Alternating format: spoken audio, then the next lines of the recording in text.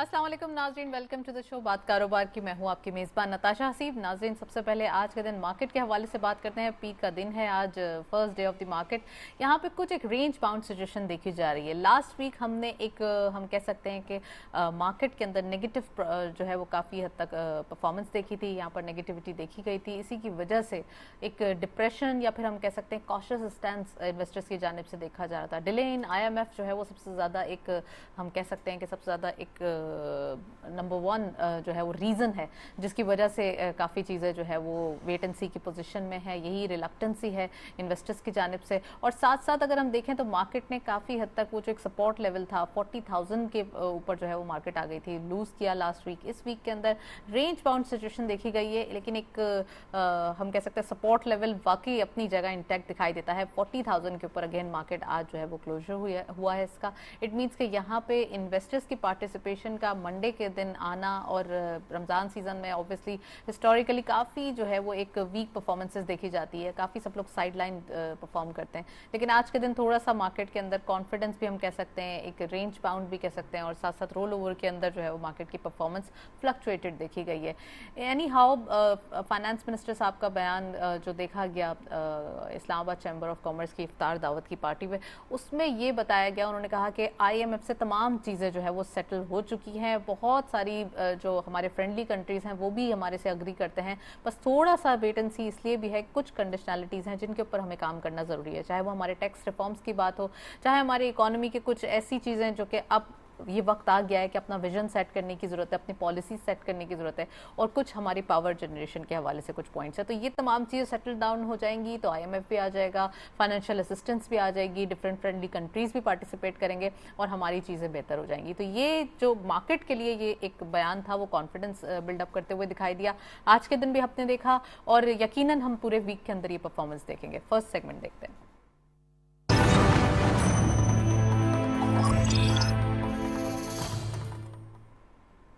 Ji, topic of the day में आज हम बात करेंगे IMF की मैनेजिंग डायरेक्टर जो कि चाइना के अंदर उन्होंने कहा है कि 2023 अगेन एक ग्रोथ के हवाले से थोड़ा सा डिफिकल्ट दिखाई देता है। अगर पूरी दुनिया की बात करें तो यहाँ स्लो डाउन ग्रोथ होती हुई दिखाई दे रही है।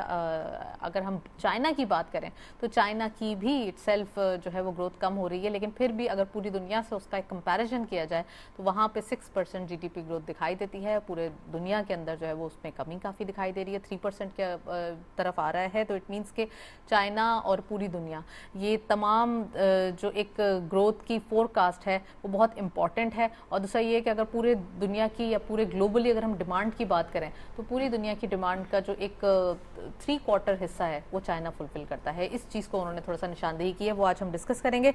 साथ साथ इकोनॉमिक परफॉर्मेंस के हवाले से बात करेंगे, क्या इम्पैक्ट हो रहा है ग्रोथ के ऊपर, ग्रोथ क्या इस तमाम सिनेरियो के अंदर दिखाई दे रही है, वो आज हम डिस्कस करेंगे। इन्फ्लेशन के हवाले से बात करेंगे। ऑब्वियसली येस, जब इन्फ्लेशन होती है तो उसके रिपरकशंस होते हैं, क्या क्या रिपरकशंस होंगे वो आज हम डिस्कस करेंगे। We have very exclusive panel, खुशामदीद कहते हैं। डॉक्टर अतहर अहमद साहब ने हमें ज्वाइन किया है। आप इकोनॉमिस्ट भी हैं और एक्सपर्ट भी हैं, उनको खुशामदीद कहते हैं। अस्सलाम वालेकुम sir, welcome to the show.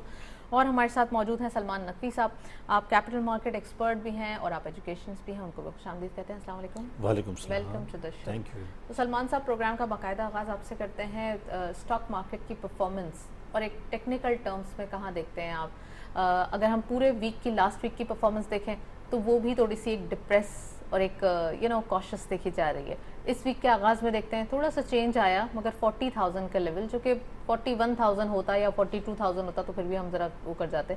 अभी थोड़ा सा एक डिले की वजह से हम अच्छी खासी मार्केट ख़राब होते हुए देख रहे हैं, इसके बारे में प्लीज़ बताइए।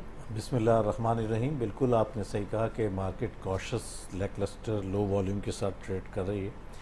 और आज वीक का आगाज़ है जो रोल ओवर वीक है, तो इसमें अमूमन स्लो एक्टिविटी होती है। रमज़ानुल मुबारक भी शुरू हो गया है, उसकी टाइमिंग्स भी हुई हैं, वो एक अलग इम्पैक्ट है। लेकिन इसके अलावा जो दीगर मसाइल हैं, मैं समझता हूँ शायद पाकिस्तान की तारीख़ में कभी ऐसी मसाइल जो हैं वो कभी देखने में नहीं आए हैं कि जिसमें इकनॉमिक जो आपने बताया कि IMF का पैकेज अब तक साइन नहीं हुआ है, बहुत उसका इंतज़ार है। बड़ा ही ये समझ लें कि पूरी मईशत जो है वो इस वक्त रुकी हुई है, तो एक इकनॉमिक क्राइसिस भी हम कह सकते हैं। उसके बाद पॉलिटिकल क्राइसिस, पॉलिटिकल अनसर्टेनिटी वो बिल्कुल अपनी जगह मौजूद है। تیسری چیز ہم کہہ سکتے ہیں کہ جو ایک عدالتی ہم دیکھ رہے ہیں کہ ہر دوسرے تیسرے روز ایک نہ ایک کوئی عدالتی فیصلہ ہوتا ہے یا فیصلہ آ رہا ہوتا ہے، تو ایک عدالتی بحران بھی کہہ سکتے ہیں یا عدالتی کچھ فیصلے اس طرح کے ہیں وہ بزنس ایکٹیویٹیز پر جو ہیں پولیٹیکل انسرٹینٹی بھی آپ کہہ سکتے ہیں جس کا ایک امپیکٹ ہے. پولیٹیکل تو میں نے بتا دیا، یہ عدالتی ایک آئینی بحران جسے ہم کہہ سکتے ہیں، یہ اس طرح کی چیزیں بھی چل رہی ہیں. پھر اس کے ساتھ ساتھ جو لا اینڈ آرڈر سچویشن ہے وہ پچھلے دنوں خاصی ڈیمیج رہی ہے، تو سمجھے کچھ بچا نہیں ہے. الحمدللہ ان تمام چیزوں کے باوجود مارکیٹ نے کافی مینٹین رکھا اپنا آپ کو، اب 40,000 پر مینٹین رکھا، 41 42 کے قریب بھی گئی ہے. اور لیکن چونکہ ابھی تک آئی ایم ایف کی ڈیل سائن نہیں ہوئی ہے اور یہ ہماری معیشت کے لیے اور ہمارے فارن ایکسچینج ریزرو کے لیے بہت ساری چیزوں کے لیے آئی ایم ایف کی ڈیل کا سائن ہونا وہ بہت ضروری ہے. اس کی بہت ساری وجوہات ہیں جو آئندہ آگے جا کے ہم ابھی ڈسکس کریں گے، جس میں وہ آیا کیوں نہیں سائن ہو پا رہی، اس کا بھی امپیکٹ ہے. تو یہ ساری وجوہات ہیں جس کی وجہ سے ہم ایک لیک لسٹر پرفارمنس مارکیٹ کی دیکھ رہے ہیں. ہاؤ مارکیٹ 4.5 کی پرائس ارننگ ریشو پر اپنی چل رہی ہے جو کافی لو ہے، اور ہسٹوریکلی جب بھی اتنی لو پرائس ارننگ ریشو ہوتی ہے تو کوئی بھی بریکنگ نیوز جو ہے وہ مارکیٹ میں ایک بہت زبردست اچھی ایک باؤنس بیک پرووائڈ کرتی ہے، جس کی ہمیں امید ہے. اور بریکنگ نیوز یقیناً اسٹاف لیول ایگریمنٹ کا سائن ہونا ہے، یقیناً یا پولیٹیکل انسرٹینٹی کا تھوڑا سا کم ہونا ہے. یہ وہ بریکنگ نیوز ہیں جو اگر جتنی جلدی آتی ہیں مارکیٹ پہ ہم اس کا پازیٹیو امپیکٹ دیکھیں گے. رائٹ. میں ڈاکٹر اطہر صاحب سے پوچھنا چاہوں گی. ڈاکٹر اطہر صاحب، آئی ایم ایف کی مینیجنگ ڈائریکٹر بیجنگ کے اندر ایک فورم پہ انہوں نے یہ بتایا، اور پوری دنیا کے لیے جو ایک فور کاسٹ ہے اس میں ایک ڈپریشن یا پھر ہم کہہ سکتے ہیں کہ کووڈ کے بعد جو ایک امپیکٹ ہے اس کا ذکر کیا. کیا سمجھتے ہیں آپ یہ فور کاسٹ؟ چائنا کے لیے تو پھر بھی بہتر ہے، لیکن اگر پاکستان آ جاتا ہے تو اس کے لیے کافی زیادہ مشکلات ہیں. دیکھیں مشکلات تو ہیں بالکل، نو ڈاؤٹ، لیکن ساتھ ساتھ اگر آپ یہ بھی دیکھیں تو we are not the only one suffering from this problem, کہ یہ almost entire world is suffering from this problem. تو جب اتنا زیادہ ہے تب خیر ایسی بات نہیں ہے کہ اگر اتنا زیادہ ہے تو ہم اطمینان سے بیٹھ جائے. ہمیں ایسے وقتوں کے لیے پہلے سے تیار کرنا ہے. اور سب سے ایک غلط بات یہ ہے جس کا میں مشورہ بھی دوں گا کہ we should not always bank on government decisions کہ گورنمنٹ یہ کرے گی، گورنمنٹ یہ کرے گی. دیکھیے پرائیویٹ سیکٹرز میں کوئی 40 کے قریب پاکستان میں چیمبرز ہیں، 140-150 کے قریب ٹریڈ ایسوسیشنز ہیں، تو وہ اسپیشلائز ٹریڈز کی ہیں. تو جب اسپیشلائز ٹریڈز کی ایسوسیشنز بنی ہوئی ہیں تو بات صرف یہ ہے کہ وہ کیا کر رہی ہیں. ہمیں چاہیے کہ فوری طور پر یہ پرائیویٹ سیکٹر سے اس طرح سے اٹھیں کہ ہم نان ٹریڈیشنل ڈیسٹینیشنز کو پکڑیں، نان ٹریڈیشنل پروڈکٹس کو پکڑیں اور اس کو ایکسپوز کریں. We should explore and expose کہ نئی نان ٹریڈیشنل پروڈکٹس جو ہیں، جہاں انسان بستا ہے وہاں انسانی ضرورت کی چیزیں چاہیے، چاہے وہ گورا ہو، چاہے وہ کالا ہو، چاہے جیسے بھی ہو. تو ہمارے پاس ہمارا ٹریڈ کا ڈائریکشن جو ہے نا بہت لمیٹڈ ہے، ٹریڈ کا ڈائریکشن بہت لمیٹڈ ہے. ہم ٹریڈ ایز ان ہم مینوفیکچرنگ کی طرف نہیں آتے، ہم ٹریڈ کو تو اگین زیادہ اس کو سیٹسفائی نہیں کریں گے نا اپنے آپ کو کہ ٹریڈ ہی کرتے جائیں. ہمیں مینوفیکچرنگ کی طرف بھی تو آنا ہے. بالکل، اور مینوفیکچرنگ کی طرف اگر آنا ہے نا ہمیں تو بالکل ڈیفینیٹلی اس پر تو آنا ہے. ہم ہمیشہ اسی پر بینک کر رہے ہیں کہ امپورٹ کریں. ہم تو چھوٹی سی پلاسٹک کی کنگھی کرنے کی بھی ہم باہر سے امپورٹ کرتے ہیں، ہم یہ ٹوتھ برش بھی باہر سے امپورٹ کرتے ہیں. تو مطلب یہ وہ چیزیں ہیں کہ یہ تو انڈیجینس پروڈکٹس کہلائیں گی اگر یہ مینوفیکچرنگ کریں تو ہمیں یہ ذرا یہ جو ٹریڈ ایسوسیشنز کا میں نے ذکر کیا ہے، یہ ان کو چاہیے کہ اس طرح کا سپرویژن کر کے ان کی فیزیبلٹی رپورٹس بنا کے ان کی مارکیٹ اسٹڈی کر کے یہ انٹرپرینیورز میں پھیلائیں. اور نئے ہمارے پاس جو تعلیمی اداروں میں جس سے میرا تعلق ہے، تو ہمارے پاس تعلیمی اداروں میں بزنس اسکولز تو بے تحاشا ہیں اور اچھے ہیں، سب کچھ ہے. اس میں ہمیں چاہیے کہ ہم ایک specialise exporters incubation centres develop کریں کہ ہم آنے والے وقتوں میں کام کرنے کے لیے اپنے نوجوان فورس کو تیار کریں کہ نوجوان فورس جب تیار ہوگی نا تو پھر وہ بزنس میں آئے گی. تو اگر ہم ان کو شروع میں 1 سال گائیڈ کریں، اپنے پاس بٹھا کر ان کو کوآرڈینیٹ کریں چیمبرز کے ساتھ، تو ان کو کوآرڈینیٹ کر کے ان کو سکھائے کہ ایسی کمپنی بنائی جاتی ہے، ایسے نام رکھا جاتا ہے، ایسے رجسٹرڈ کی جاتی ہے، ایسے LC کھولی جاتی ہے. اس کے بعد پھر جب وہ 1 سال بعد جب ان کو مارکیٹ پہ چھوڑیں گے تو ڈیفینیٹلی وہ بہت کچھ کر سکتے ہیں. تو ہمیں یہ چاہیے کہ یہ جو اپنے مسائل ہیں اور یہ گورنمنٹ کے ہیں اور جو پولیٹیکل انسرٹینٹی کہا آپ نے, جوڈیشل انسرٹینٹی کہا آپ نے, یہ سب اپنی جگہ ہیں. دیکھیں گورنمنٹ کا تو کوئی پتہ نہیں ہوتا نا, یہ انسرٹینٹی ہوتی ہے. تو ہمیں چاہیے کہ جتنا اپنے آپ پر انحصار کر سکیں وہ تو کریں. ہم مارکیٹ میں صرف چند ملکوں کی طرف کیوں دیکھتے ہیں؟ بہت ساری آبادی والے ملک بہت سارے مختلف جگہوں پہ پھیلے ہوئے ہیں. صرف آرگنائزیشن آف افریقن یونٹی کے 32 ممبر ممالک ہیں. کتنے افریقن کنٹریز کے ساتھ پاکستان کی ٹریڈ ہے؟ بہت کم. فار ایسٹرن کنٹری کی طرف دیکھیں کتنی ہے؟ بہت کم ہے. تو کئی ایسے ہیں کہ جو نام ہی ہم نے بہت کم سنے ہیں ملکوں کے.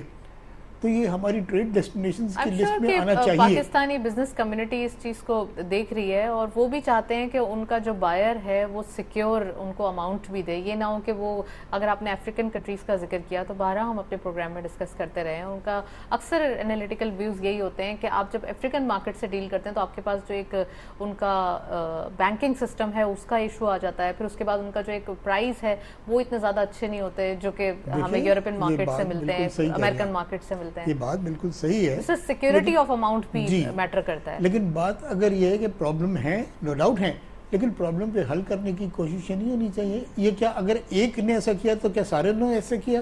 تو آپ شروع تو کریں, بسم اللہ تو کریں, اس کے بعد اگر آپ سمجھتے ہیں اور اپنی طرف سے سیف پلے کرنے کی کوشش کریں آپ, تو یہ نو ڈاؤٹ ایکسپیرینس ہوا ہے, کئی لوگوں کو ہوا ہے.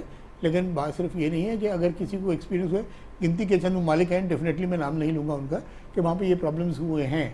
لیکن اگر وہ پرابلمز ہوئے ہیں تو ان کی لپیٹ میں باقی 20 ممالک کیوں آئے ہیں؟ اور اگر ان کے ساتھ پرابلم ہوا ہے تو کوئی سیف پلے کرنے کے لیے آپ کوئی گارنٹیز اور اس طرح کی چیز کریں, کسی تھرڈ کنٹری کو آپ درمیان میں لیں ایز سیکورٹی. تو دیکھیں جہاں مسائل پیدا ہوتے ہیں نا, وہاں مسائل کے حل بھی پروپوز کرنے چاہیے. تو ہمارے پاس مسائل کو بتانے کے لیے تو بہت سارے لوگ پیش ہیں, لیکن مسائل کے حل بتانے کی طرف نہیں ہے کہ یہ تو ایسے ہی ہے, ایسے ہی ہوگا, ٹھیک نہیں ہو سکتا. کیوں نہیں ہو سکتا ٹھیک؟ کون کرے گا ٹھیک؟ آپ خود کریں گے ٹھیک, ہم کریں گے, آپ کریں گے ٹھیک.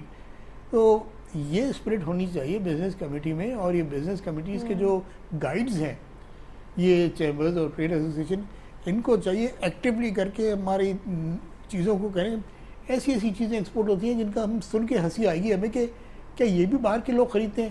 بھائی اس سے پیسے ملتے ہیں, فورن ایکسچینج ملتا ہے, وہ چیز خریدی جاتی ہے. معمولی سے معمولی چیز بھی خریدی جاتی ہے, آپ کو پتہ بھی نہیں ہوتا لوگوں کے ذہن میں. تو وہ ہونا چاہیے. مینوفیکچرنگ کا آپ نے ذکر کیا, تو مینوفیکچرنگ میں تو 20 چیزیں ایسی ہیں جو اتنی زیادہ ہائی ٹیک نہیں ہے. پہلی بات تو یہ ہے کہ ہائی ٹیک کی طرف بھی آپ نے جانا ہے.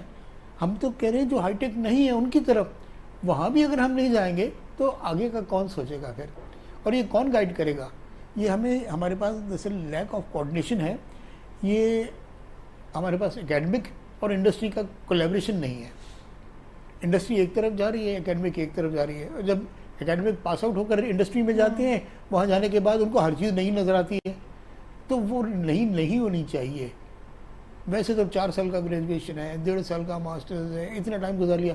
اس میں پریکٹیکل انٹرنشپ کتنا ہے اور کتنا اصلی ہے؟ تو کیوں جو ہمارے ایجوکیشن انسٹیٹیوٹس ہیں وہ کیوں اس چیز کو فوکس نہیں کرتے کہ جب آپ انکیوبیشن سینٹرز بنا رہے ہیں, کچھ یونیورسٹیز میں ہیں لیکن کچھ universities they are money making device, they are not performing their properly. دیکھیں میں خود یونیورسٹیز کا ملازم ہوتے ہوئے یہ لفظ تو استعمال نہیں کروں گا کہ وہ منی میکنگ ڈیوائس بن گئے ہیں, لیکن بات یہ ہے کہ یہ آخر ان کے اوپر جو بیٹھے ہیں وہ کیا کر رہے ہیں؟ ہر ڈپارٹمنٹ میں, ہر یونیورسٹی میں اورک ہوتا ہے, ایک ORIC, office of research innovation and commercialisation. لاکھوں روپے کا اوور ہیڈ ہوتا ہے. مجھے آپ بتائیے کہ کسی ایک یونیورسٹی کی کوئی پبلیکیشن بتائیے آپ. ارے انٹرنیشنل تو چھوڑیے, لوکل بتائیے آپ.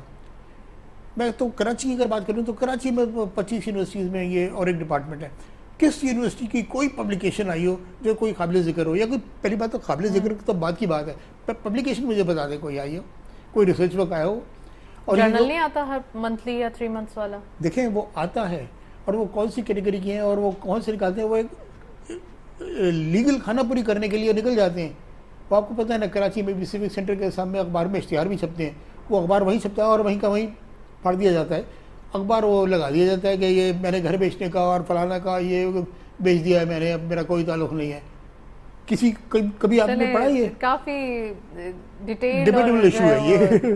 आंसर्स मिले। सलमान साहब प्लीज़ इसके ऊपर बताइए कि हमारे पास फोरकास्ट की जा रही है और इकोनॉमिक पॉइंट ऑफ व्यू देखा जाए तो पाकिस्तान के अंदर जो बिज़नेस कम्युनिटी है और या फिर बिजनेसमैन इंडस्ट्रियलिस्ट हैं वो चाहते हैं कि यहीं पे मैन्युफैक्चरिंग हो। अभी आप जाके अगर सुपर मार्ट्स पे देखें तो वहाँ पर हमें ज़्यादातर अब पाकिस्तानी प्रोडक्ट्स दिखाई दे रही हैं because of the ban on import. अब आप समझते हैं इम्पोर्ट का बैन लिफ्ट किया जाएगा कुछ दिनों बाद, या कुछ न्यूज़ तो आ रही है, उसका क्या इम्पैक्ट होगा? क्या दोबारा ये इंडस्ट्री डिस्करेज होगी, या इसको हम दूसरे तरीके से देखें तो दोबारा हमारी वो जो एक एलसीज वाले इश्यूज थे या जो हमारी बिजनेस कम्युनिटी बोल रही थी कि इम्पोर्ट अलाउ कर दें, ये उस चीज़ों को फुलफिल किया जा रहा है या फिर ये थोड़ा सा तमाम चीज़ें आना शुरू हो जाएंगी? नहीं, फ़िलहाल तो जो बड़ी मेजर इंडस्ट्रीज़ हैं, स्टील है, फार्मास्यूटिकल है और फूड की इंडस्ट्री, बहुत सारी इंडस्ट्रीज़ हैं जिनकी एलसीज जो हैं वो खुल नहीं रही हैं और प्रॉब्लम है। तो फ़िलहाल तो ताकि ये ना हो कि दवाओं की किल्लत हो जाए या स्टील इंडस्ट्री बंद हो जाए या ऑटो इंडस्ट्री जो बहुत सारे प्लांट शट डाउन हो चुके हैं, तो वो इसीलिए हो रहे हैं कि उनकी एलसीज नहीं खुल रही। तो फ़िलहाल तो ये एक उनको ऑक्सीजन प्रोवाइड करने के लिए है कि वो एलसीज खुली हैं। लेकिन जिस मौजू पे आप बात कर रही हैं, ये एक लॉन्ग रन प्रोग्राम है, ये ज़रूरी है और ये बुनियादी ज़रूरत है और ये हम कई दफ़ा पहले भी डिस्कस करते रहे हैं। और हमारे मुल्क की सबसे बड़ी कमज़ोरी ही यही रही है कि हम इंपोर्ट ओरिएंटेड कंट्री हैं।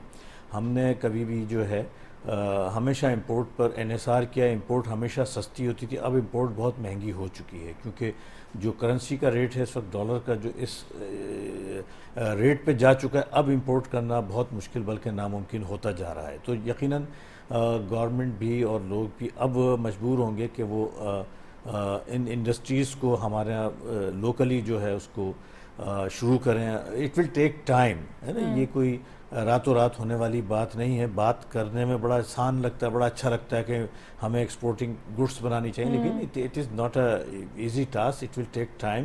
There are so many hurdles, इसमें बहुत सारी चीज़ें। जब आप एक इंडस्ट्री ही लगाते हैं तो उसके अंदर इतना ज़्यादा आपको टाइम लगता है, कम से कम 5 साल उस इंडस्ट्री को सेट होते हुए लगते हैं।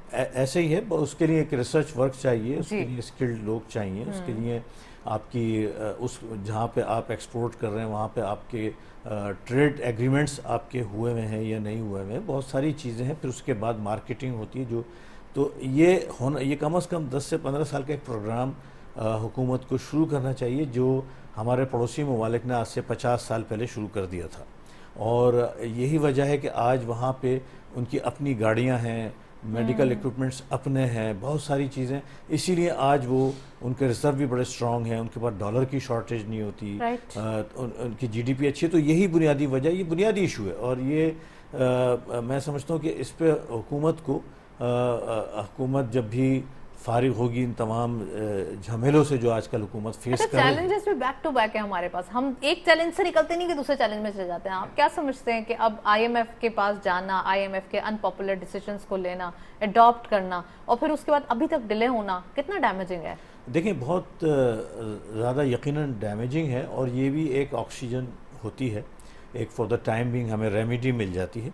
और उसके बाद यकीनन फिर जब हम ग्रोथ पाथ पर चलने लगते हैं, डॉलर्स की कमी फिर दोबारा होती है, फिर दोबारा आईएमएफ के पास जाते हैं, फिर वो एक सिलसिला विशेष सर्कल जो चलता आ रहा है वो फिर दोबारा शुरू हो जाता है। लेकिन इस पर संजीदगी से गौर करने की ज़रूरत है और एक मेमोरेंडम ऑफ इकनॉमी जो है वो साइन करना चाहिए। जितनी भी पॉलिटिकल पार्टीज़ हैं उनको चाहिए कि इस वक्त मौजूदा सरकमस्टांसेस में अपनी एजिटेशन की सियासत को तर्क करें और मुल्क को अहमियत दें, सियासत को अहमियत ना दें और फॉर द टाइम बिंग इसको अपनी तमाम जो उनकी सियासी एक्टिविटीज़ उनको ख़त्म करके मुल्क के लिए मुत्तहद हों और ऐसी पॉलिसीज़ बनाएं जो हमारे मुल्क को फौरी जो है वो ग्रोथ के रास्ते पर जो है डाल सके, क्योंकि हम इस वक्त काफ़ी हमें इन चीज़ों की ज़रूरत है। अच्छा, आईएमएफ का अगर हम जिक्र कर रहे हैं तो आईएमएफ के अंदर डिले आ रहा है, आईएमएफ आ रहा है, आईएमएफ की ट्रांच आएगी, ये तमाम चीज़ें हम सुन रहे हैं।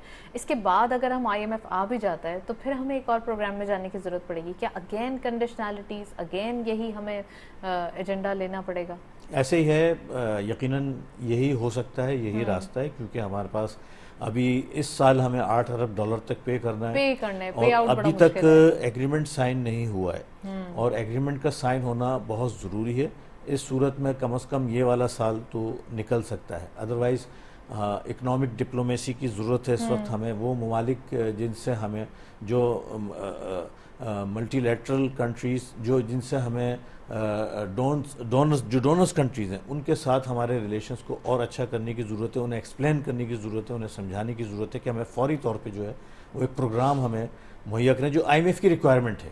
IMF نے کہا ہے کہ آپ ان سے لکھوا کر لائیں, تسلی ہو ہمیں کہ جون تک ہمیں اتنے ان کی طرف سے امداد جو ہے وہ مل جائے گی, ریزرو ہمارے اتنے ہو جائیں گے. تو اس سال ہمیں تقریباً 8 سے 9 ارب ڈالر اور پھر اگلے سال تقریباً 25 ارب ڈالر ہمیں جو ہے ادا کرنا ہے. تو اس کے لیے ہمیں یقیناً نئے پروگرام میں جانا ہو, کیونکہ یہ پروگرام تو اگلے سال ختم ہو جائے گا, ہو جانا چاہیے اسے. یہ 2019 کا شروع ہوا پروگرام ہے جو اب تک مکمل نہیں ہوا ہے اور ہمیشہ یہ سسپینڈ ہوتا رہا ہے مختلف وجوہات کی وجہ سے.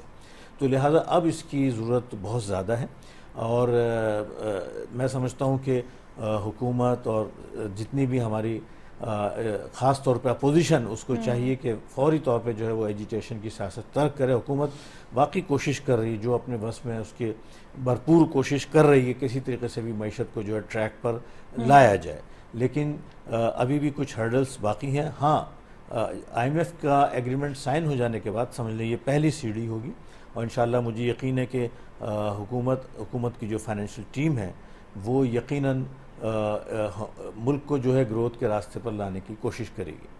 ویل ڈیٹیل ایکسپلین کیا ہے اطہر صاحب. آپ پلیز یہ بتائیے گا کہ انفلیشن جو ایک ہمارے لیے چیلنج کی بات کرتے ہیں ہم, تو چیلنجز کے اندر سب سے زیادہ one of those challenges inflation دکھائی دے رہا ہے. انفلیشن کا امپیکٹ کنٹرول کرنے کے لیے پالیسی ریٹ کو بڑھایا جا رہا ہے. ابھی بھی ہم نے دیکھا ہے کہ جو پالیسی ٹرینڈ آئے گا وہ میں سلمان صاحب سے بھی یقیناً پوچھوں گی, لیکن آپ مجھے یہ بتائیں کہ انفلیشن کا امپیکٹ کیا دکھائی دے رہا ہے. اب انفلیشن کو کنٹرول کرنا, پالیسی ریٹ کو بڑھانا, تو یہ فارمولا تو اور فردر ہم کہہ سکتے ہیں کہ ایک ریجڈنس معاشرے کے اندر پیدا کر رہا ہے.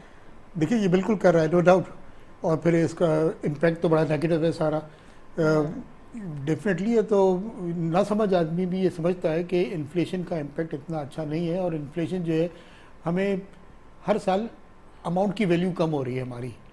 یعنی ایک زمانے میں جس میں لوگوں کے لیے 10,000 کافی تھا, آج کل 10,000 روپے کی کوئی حیثیت نہیں ہے. تو اب چھوٹی سے چھوٹی اگر مثالیں ہم لیں تو یہ بہت زیادہ نیگیٹو جاتی ہیں اور بہت زیادہ ہے. اب اس کے لیے ہمیں سارے آپشنز کی طرف نظر رکھنی چاہیے اور سائملٹینیسلی سب کی طرف کام ہونا چاہیے. ہم نے ہمیشہ جو چیز بناتے ہیں ٹھیک ہے اچھی بناتے ہیں, لیکن ایک چیز بناتے ہیں اور اس کی طرف کام ہوتا ہے.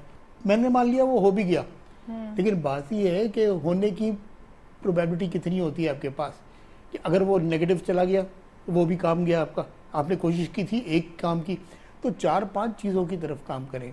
اب یہ جیسے ابھی صاحب نے بتایا ہے کہ 8 ارب ڈالر ہم نے دینے ہیں, اگلے سال 25 ارب دینے ہیں, تو اب یہ ہم لگے ہوئے ہیں کہ کسی طرح سے ہمارا ایگریمنٹ سائن ہو جائے. دیکھیں ہمارے پاس جو گارنٹیڈ سورس آف انکم ہے ہماری اپنی, اس کی طرف ہم اتنی توجہ کیوں نہیں دیتے. ہمارے پاس جو سب سے بڑی دولت ہے وہ پاکستان کی افرادی قوت ہے. پاکستان کی افرادی قوت جتنی بڑی دولت پاکستان کی کسی برآمدات میں نہیں ہے. یہ ہمارے اپنے بھائی, ہمارے پاس دیکھیں نا ہمیں فیسیلیٹیٹ کرنا ہے. جیسے سیلز اور مارکیٹنگ میں ڈفرینس ہے کہ مارکیٹنگ میں تو کلائنٹ کے پرابلمز پوچھ کے ان کو حل کر کے ان کو وہ پروڈکٹ ڈیولپ کر کے دیں. تو اسی طرح سے انفلیشن کا حل بھی یہی ہے کہ ہم اپنے سارے سورسز کو آفیشیل لیگلائز کریں.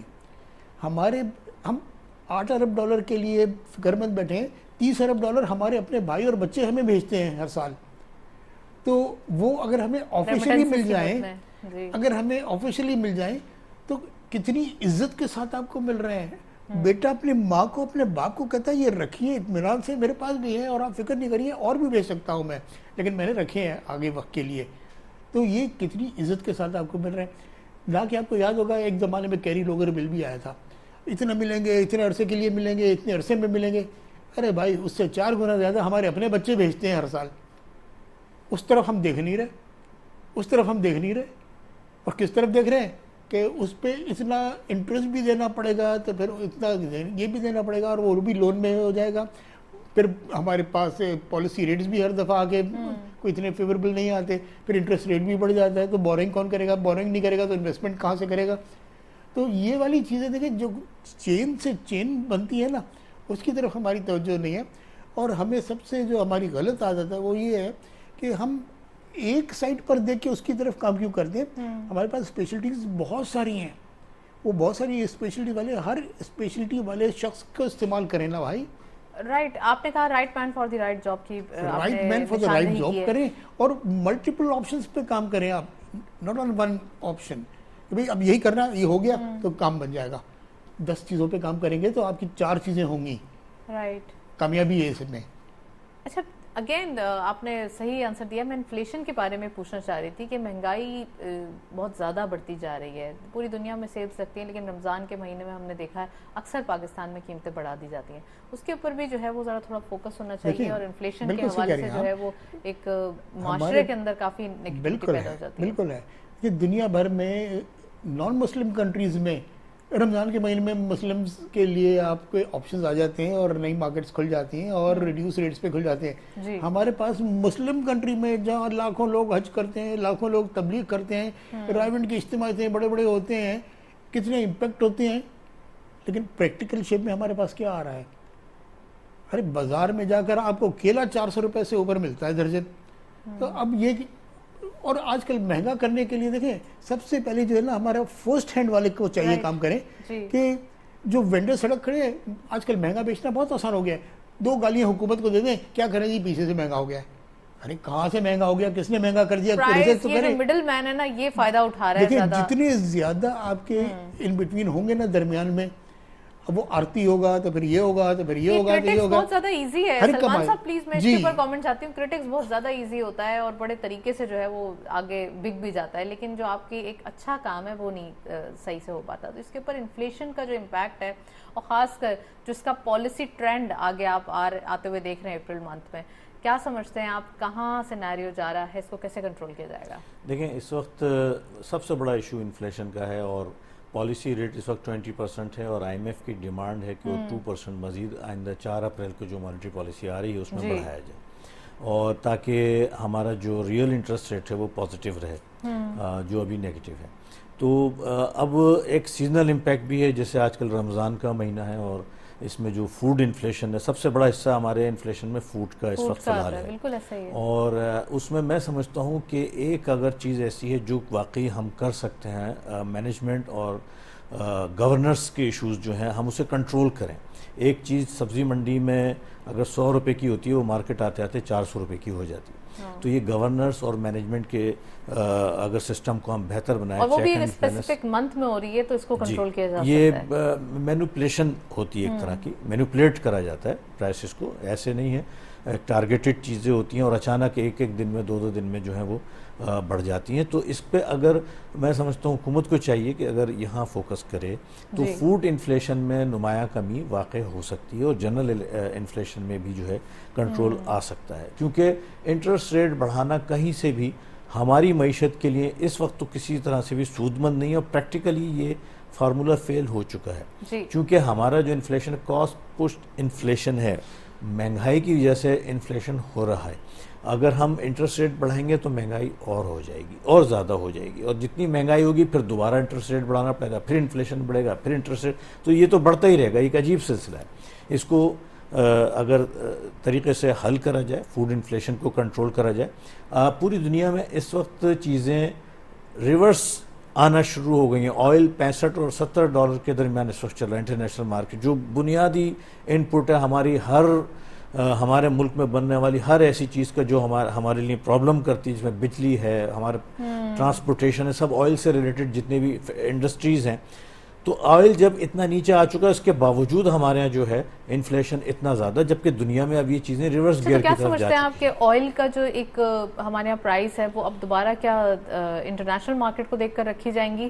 کیا اوگرا کی جو ایک پالیسی ہے وہ ہرٹ ہوگی؟ اس کے اوپر بھی بتائیے. دیکھیں آئل اب کیونکہ ڈالر سے لنکڈ ہے, ہم امپورٹ کرتے ہیں.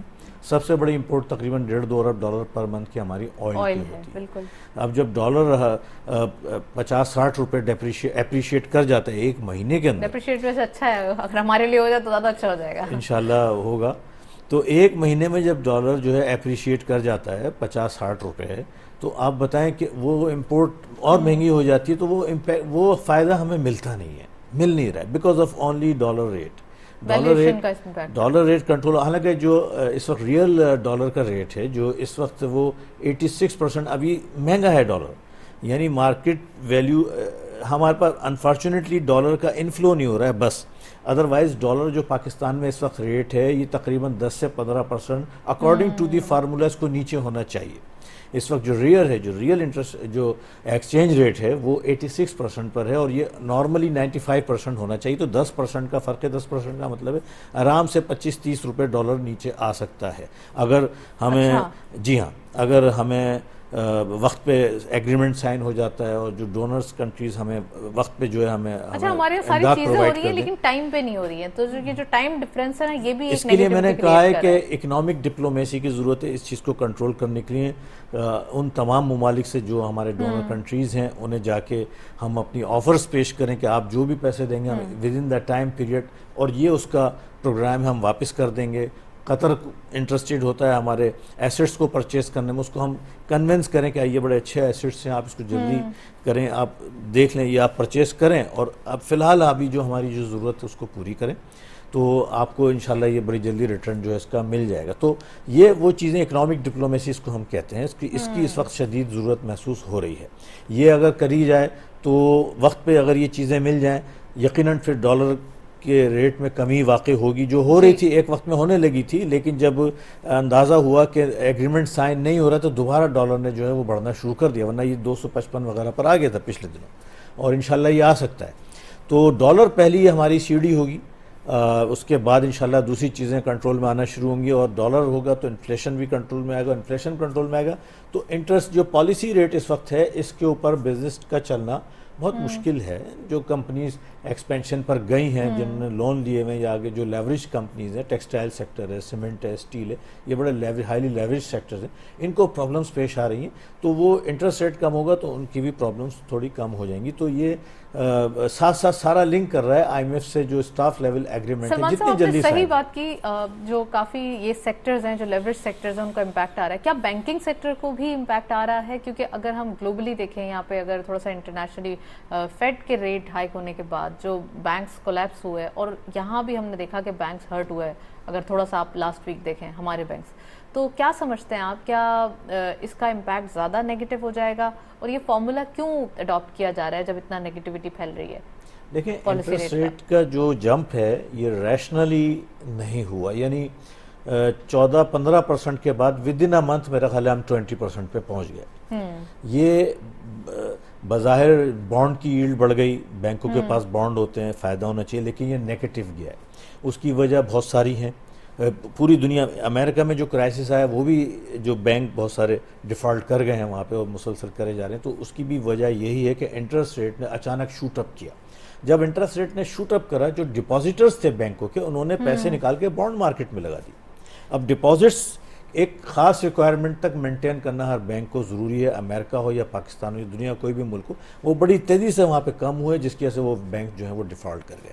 دوسرا امپیکٹ انٹرسٹ ریٹ بڑھنے کا، یقیناً جو کور بزنس ہے بینک کا وہ پیسہ دینا ہے انڈسٹری کو. ابھی اس انٹرسٹ ریٹ پر 25% پہ کون سی انڈسٹری بورو کرے گی؟ تو وہ کور آپ کی جو آمدنی ہے وہ کم ہوتی جا رہی ہے. پلس ڈپازیٹرز جو ہیں وہ نکل کے جو ہے وہ دوسرے جہاں پہ ریٹرن زیادہ ہے وہ بینک سے پیسے نکال کے اس طرف جا رہے ہیں. خاص طور پہ بانڈ وہ سیف بھی ہوتا ہے، اس کی طرف لوگوں کا رخ ہو گیا ہے.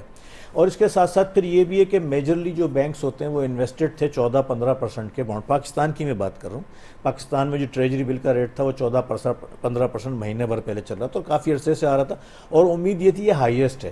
تو بینکس نے دل کھول کے اس میں اپنی انویسٹمنٹ کر دی. اب 20% پر انہیں جانا ہے تو وہ اگر پہلے اس کو بیچیں گے تو وہ نقصان میں بکے گا کیونکہ اس کی اب ویلیو نہیں ہے. اور اس کو بیچ کے جب یہ لینے آئیں گے مہنگا بانڈ تو زیادہ پیسے دینا پڑیں گے. تو بینکوں کو چاروں طرف سے پرابلمس کا سامنا ہے. یہی وجہ ہے کہ بینکوں کی وہ پرفارمنس باوجود اس کے کہ فارن ایکسچینج میں اتنا اچھا پروفٹ ہو رہا ہے، ساری چیزیں ان کی سٹیبل رہی ہیں، اور اس کے باوجود بینکنگ سیکٹر نہیں چل پا رہا ہے. اس کی یہ کچھ وجوہات ہیں جو میں نے مختصر بالکل آپ نے بہت ڈیٹیل بلکہ ہمارے لیے تھا. آپ سلمان سے یہ دیکھیں کہ ٹریگر کون سا ہے جو ان تمام کہتے ہیں نا کہ اس چیز کے لیے ایک ریلیکسیشن کنٹینیو کر سکتا ہے؟ Trigger for the whole economy, for the whole I M F agreement will be the first trigger. اور اس کے بعد no I am talking about the globally. Global اگر کوئی ریلیف دینا ہے تو IMF تو obviously yes ہماری اکانومی کے لیے, لیکن گلوبلی ریلیف دینا ہے, تو کیا چیز ہے جو آپ سمجھتے ہیں کہ گلوبلی جو اکانومی کے ریسیشن کو کنٹرول کر سکتی ہے؟ اوکے دیکھیں, کچھ ایشوز تھے جو اٹھے تھے وہ بڑے گھمبیر ہوتے جا رہے ہیں, جیسے یوکرین رشیا کی وار, پھر 2 بلاکس بنتے نظر آ رہے ہیں دنیا میں, یعنی امریکہ, چائنا, رشیا یہ قریب ہو رہے ہیں, سعودی عرب, ایران ایک ہونے جا رہے ہیں. یہ اب یہ دیکھیں ایک چینج آ رہا ہے بیکاز آف دس انفلیشن اور because of this economic condition. یہ بہت ساری چینجز دنیا میں, ان لوگوں نے ریئلائز کر لیا ہے کہ ہمیں یہاں بیٹھ کے ہمیں اس طریقے سے اتحاد بنانا پڑے گا, ورنہ ہمیں آگے سروائیول ہمارا مشکل ہو جائے گا. تو لہٰذا ایک جیو پولیٹیکل سرکمسٹانسز جو ہیں وہ چینج ہو رہے ہیں, جو آج سے 2 سال پہلے یا 4 سال پہلے قطعی اس کی یہ امید بھی نہیں تھی, نہ تھے. بالکل یہ ایک وجہ ہے جس کی وجہ سے دنیا میں بزنس کمیونٹی, خاص طور پہ جو انویسٹر ہے وہ بڑا شائع ہے, اور جو میں نے بتایا کہ انٹرسٹ ریٹ اتنے بڑھ گئے ہیں تو اچھے بزنس ٹھپ ہو گئے ہیں. اس مہنگائی میں, اس انفلیشن میں کوئی بھی انڈسٹری سروائیو نہیں کر سکتی. یہ بھی ایک پرابلم آ رہی ہے. یہ جیو پولیٹیکل سرکمسٹانس ہے, اور اس کا اگر اس میں کوئی بہتری آتی ہے, کوئی ایسا بریکنگ, یہ ایک دوسری ڈسکشن ہو جائے گی. اس کے لیے تھوڑا سا آپ دوسرا پروگرام ارینج کیجیے گا, میں بتاؤں گا سارے پوائنٹس, مجھے پتہ ہے.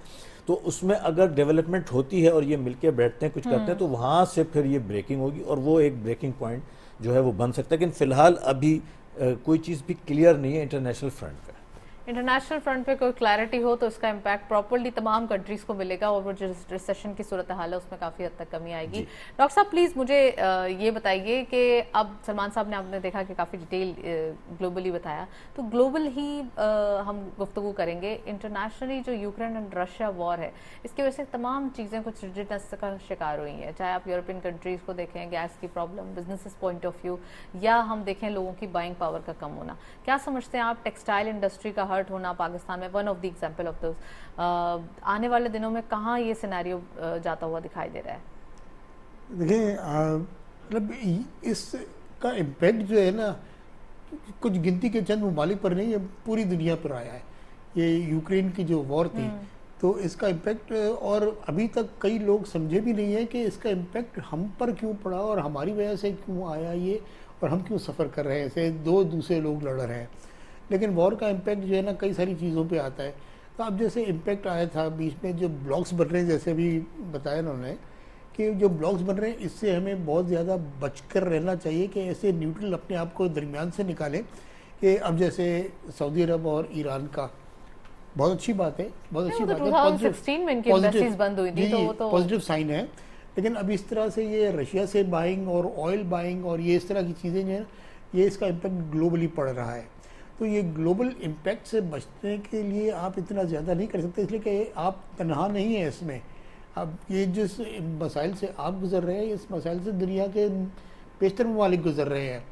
تو ویل ہیو ٹو تھنک کہ ہمارے پاس کوئی ایسی لائن ہو, جیسے ٹیکسٹائل ہمارے پاس اوپر جاتے جاتے واپس نیچے کی طرف آ گیا. یعنی ہم ملازمین مانگ رہے تھے اور کہ 3 لاکھ اور چاہیے لیبر, اب وہ 3 لاکھ لیبر چاہیے کیا, 3 لاکھ لیبر نکالنے کا وقت آ گیا. تو جب یہ چیزیں آئیں گی تو اس سے ایک چین چلتی ہے کہ اس کا امپیکٹ اس پہ, اس کا امپیکٹ اس پہ, اور وہ انڈائریکٹلی ہوتے ہوتے اپیرنٹلی ایسے لگتا ہے کہ یہ اس سے مقصد اس کا یہ حل کرنا تو نہیں تھا, لیکن انڈائریکٹلی ہوتا ہی ہے. تو we'll have to think on many other ways. جیسے میں نے آپ کو پہلے سوال کے جواب میں بتایا کہ ہمارے پاس ہمیشہ ایک کے ساتھ ساتھ اور کئی آپشنز پر کام سائملٹینیسلی ہوتا رہنا چاہیے. اس لیے کہ آپ انفلیشن میں مارے گئے تو کسی دوسرے راستے سے نکل جائیں گے, دوسرے سے مارے گئے تو تیسرے سے نکل جائیں گے. ہمارے پاس مسئلہ صرف یہ ہے کہ جو مسئلہ ہوتا ہے ہم اسی مسئلے پر کام کرتے ہیں اور ساری ایکسپرٹیز ادھر ہی لگا دیتے ہیں.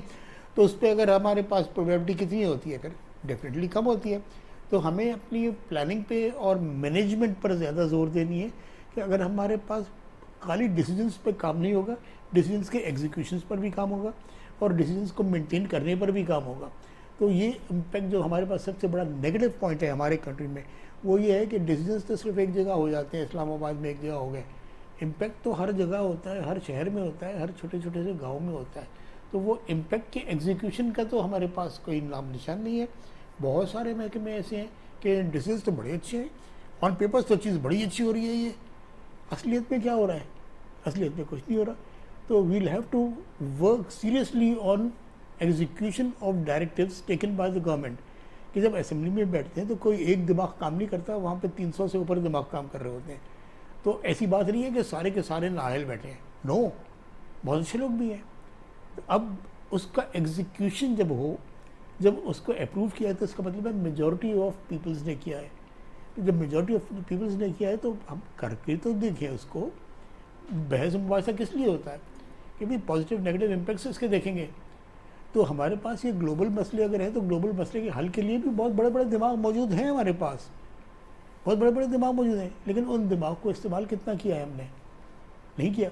تو ہمارے ان مسائل کے حل میں صرف یہی ہے کہ پلاننگ کے ساتھ ساتھ ایگزیکیوشن پر بھی زور دیں، مینجمنٹ کے ساتھ ساتھ ایگزیکیوشن پر بھی زور دیں، اور ہم کولیبریشن پہ زیادہ جائیں کہ انڈسٹریل اور اکیڈمک کولیبریشن پہ جائیں تاکہ یہ سارے لوگوں کے ٹیلنٹ کو استعمال کیا جا سکے. ہمارے پاس ہر اسپیشلٹی کے لوگ موجود ہیں، لیکن ایک ریلیونٹ بندے سے اگر معلوم ہی نہ کیا جائے تو پھر نتیجے تو ایسے ہی نکلتے ہیں جیسے نکلے ہیں سارے. تو گلوبل مسئلے کی طرف ہم اتنا نہیں گئے اس لیے کہ ہم نے ریلیونٹ لوگوں سے بات نہیں کی. ہمارے پاس ایکسپرٹیز ہے لیکن ہم نے سمجھا نہیں ہے کہ ہمارے پاس ایکسپرٹیز ہے. تو ہمیں فوری طور پر ملٹیپل آپشنز، یہ میرا پہلا اور سب سے زیادہ زور دینے والا پوائنٹ یہی ہے کہ we will have to work on multiple options not a single. اور ملٹیپل آپشنز پہ کام کرتے رہے اور مینجمنٹ سائڈ اس کے ایگزیکیوشن پہ کام کرتے رہے، تبھی تو آؤٹ کم آئے گا، ورنہ آؤٹ کم پہ ایکسپیکٹ کرنا بیکار ہے ہمارے لیے.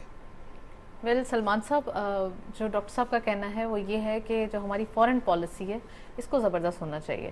ڈو یو تھنک کہ ابھی بلاول بھٹو زرداری صاحب as a youngest foreign minister انہوں نے کافی ساری چیزیں سیٹ کی ہیں، اور اکانومک ڈپلومیسی کی جہاں تک بات ہے، یا پھر ہم دیکھیں جو ہماری آئسولیشن کا پروسیس تھا وہ بڑا سیٹل ڈاؤن ہوا ہے. ہم ایک رہ کر رشیا کی طرف نہ جائیں یا ہم سعودیہ یا پھر امریکہ، تو ہمیں تو تمام لوگوں کے بیچ میں رہ کے اپنے بزنسز کے ساتھ اپنے آپ کو منوانا ہے. تو آپ کیا سمجھتے ہیں کہ پاکستان کے لیے کون کون سے آپشنز ہیں اب پاکستان کے لیے، جو اگر بات کی جائے بائرز یعنی کہ ایکسپورٹ کے حوالے سے کون کون سے آپشنز موجود ہیں؟ دیکھیں یہی اس کو ہی اکنامک ڈپلومیسی کہتے ہیں، جو میں تھرڈ ٹائم میں اس چیز کو کر رہا ہوں. یہی ہے بالکل جو آپ نے سوال کیا، 100% یہی چیز میں کہنا چاہ رہا ہوں کہ اس وقت اکنامک ڈپلومیسی ہے اور ہمیں بہت سوچ سمجھ کے، بڑا نازک وقت ہے. بڑی اچھی پرفارمنس ہے ہمارے وزیر خارجہ کی، نوجوان ہیں اور کافی بہت سارے انہوں نے ٹورس کیے ہیں، بڑے کامیاب کرے ہیں، اور امریکہ سے خاص طور پہ ریلیشن بنانے میں جو کافی حد تک آج سے 1-1.5 سال پہلے بہت خراب ہو گئے تھے امریکہ سے اور UAE سے اور قطر سے، لیکن اب وہ کافی حد تک نارملائز کرا ہے. لیکن ابھی بہت کچھ کرنے کی ضرورت ہے، اور یہی وہ ایریا ہے. اب IMF کی بھی ڈیمانڈ یہاں پر یہی آ گئی ہے کہ جو بھی آپ کے ڈونرز کنٹری ہیں وہ ہمیں گارنٹی دیں کہ یہ فنڈ جو ہیں وہ جون تک ہمیں پرووائڈ کر دیں گے جو انہوں نے ہمیں سپورٹ کرنا ہے.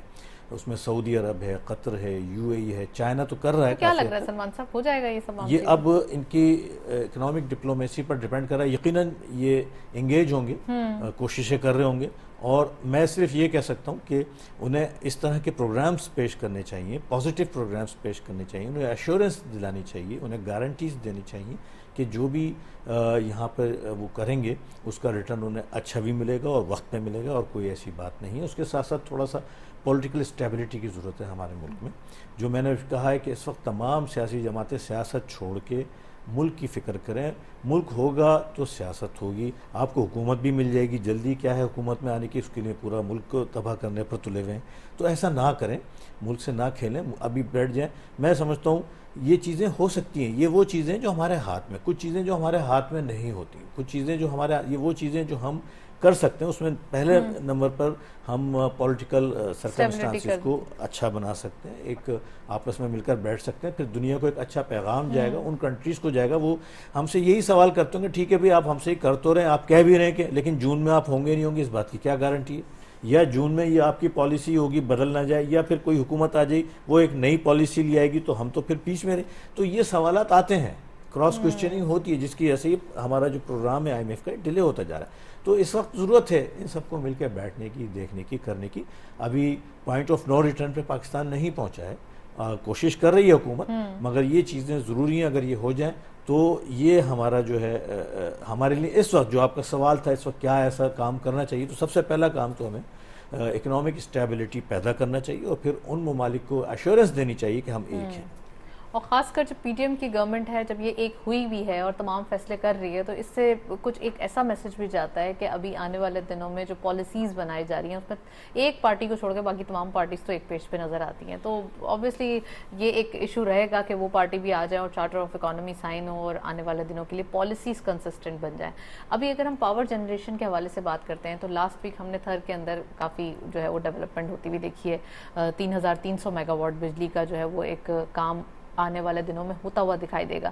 ڈو یو تھنک دیٹ جو ہمارا ایک ایشو ہے، جو ہمارا فیول کا امپورٹ ہے، جو سب سے زیادہ ویٹ ہمارے امپورٹ بلز پہ ڈالتا ہے، اگر ہماری جو یہ آلٹرنیٹ اس کے کچھ آ جائے ہمارے پاس آپشنز، تو وہ کتنا ہیلپ فل ہو سکتا ہے؟ بہت زیادہ ہو سکتا ہے. یہ میجر اس کو ٹارگٹ حکومت کا یقیناً میجر ٹارگٹ ہوگا، ہونا چاہیے. آئل انرجی کنزرویشن اس کو ہم ایک ٹرم یوز کرتے ہیں، اور اس پہ آلٹرنیٹیو ویز پر جائیں، ان تمام آپشنز کو یوز کریں جس سے ہم سولر انرجی و ہائیڈل انرجی اور ایٹامک انرجی اور وہ تمام انرجی ہمارے پاس اپنا اور جو کول ہے مہنگی تھر کا، تو تھر اس سے کول بھی ہے، ہاں. اس پہ بھی حکومت نے ابھی کچھ پلانٹس کا افتتاح کیا، کچھ سی پیک کے پلانٹس پہ بھی پرائم منسٹر نے شاید کل ہی اس کی اناگوریشن سیریمنی تھی. کوشش یہی ہے کہ ریپلیس کریں زیادہ سے زیادہ. جتنی مہنگی انرجی اس وقت ہم بنا رہے ہیں وہ ہمارے لیے زہر قاتل ہے، اور اس کو جتنی جلدی ہو سکے ہم اس سے دور ہوں اور یہ مختلف آپشنز پہ ہم جائیں. اس کے ساتھ ساتھ جو سولر انرجی، میں سمجھتا ہوں جو ہمارے یہاں سولر پینلز کی جو کاسٹ ہے وہ بہت زیادہ ہے. اگر حکومت تھوڑی اس پہ توجہ دے، اس کی امپورٹ ڈیوٹیز کم کرے، فیسیلیٹیٹ کرے، اس میں بھلے سبسڈی دے، آئی ایم ایف بھی اجازت دے دی کہ اس پہ سبسڈی دے، تو ہمارے جو پاور کا جو ایشوز ہیں جو میجر ہے اور اس کے سے ہم مہنگی بجلی بنانے پر مجبور ہو جاتے ہیں وہ ختم ہو سکتے ہیں. سرکولر ریٹ میں نمایاں کمی آ سکتی جو آئی ایم ایف کی ایک ڈیمانڈ ہے اور جس کی وجہ سے پورا انرجی سیکٹر اس وقت کرائسس میں ہے. تو یقیناً پاور کنزرویشن پہ ہمیں ان منصوبوں کی طرف جسے تھر کا آپ نے ذکر کیا اس پہ زیادہ سے زیادہ ہمیں جانا چاہیے، کوشش کرنا چاہیے، پالیسیز ریویو کرنا چاہیے، امپورٹ پالیسیز کو چینج کرنا چاہیے، جو ایسے ایکوپمنٹس ہم باہر سے منگائیں جو یہاں پر انرجی کو پروڈیوس کریں اور سستی بجلی بنائیں. ہاں، اور ان نیسیسری آئٹمز جو ہیں ان کو ڈسکریج کیا جائے، نیسیسری جو ہمارے لیے ضروری ہے، را مٹیریل کی صورت ہے، اس کو جو ہے وہ انکریج کیا جائے. ویل، تھینک یو سو مچ. سلمان صاحب ہمارے ساتھ موجود تھے. ڈاکٹر اطہر، آپ کا بھی بہت بہت شکریہ، آپ تشریف لائے. آج کے دن ہم نے ڈسکشن کی جس میں economic point of view obviously یہ ضروری ہے، اور ساتھ ساتھ آئی ایم ایف کا ڈیلے جو ایک امپیکٹ دے رہا ہے نیگیٹیوٹی کا، وہ ہم نے کوشش کی کہ اس کے لیے بھی جو فائنینشیل اسسٹنس یا پھر پرائم منسٹر صاحب کی اور فائنانس منسٹر صاحب کی جو کوششیں ہیں اس کو پراپرلی ڈسکس کیا جائے. ساتھ ساتھ رمضان کا مہینہ ہے تو پرائز کے حوالے سے اگین ہم بات کرنا چاہوں گی، اور اسی نوٹ پہ پروگرام کا جو ہے وہ پروگرام کو وائنڈ اپ کروں گی. یہ کہ رمضان کا مہینہ ہے تو فروٹس یا ویجیٹیبلس یا جو بھی فوڈ آئٹمس ہے، اس کی انفلیشن کو کنٹرول کرنے کے لیے آپ کو خود سے جو بھی ہمارے سپر مارٹس پہ یا لوگ بیٹھے ہیں ان کو چاہیے کہ تھوڑا سا رمضان کے مہینے پہ as a blessing, as a عبادت آپ جو ہے اس کو کنٹرول کریں، اس کو صحیح داموں پہ بیچیں تاکہ آگے انفلیشن میں اس کا امپیکٹ زیادہ نہ ہو. That's it. اسی نوٹ پہ پروگرام کو وائنڈ اپ کریں گے. اجازت دیجیے. اللہ حافظ.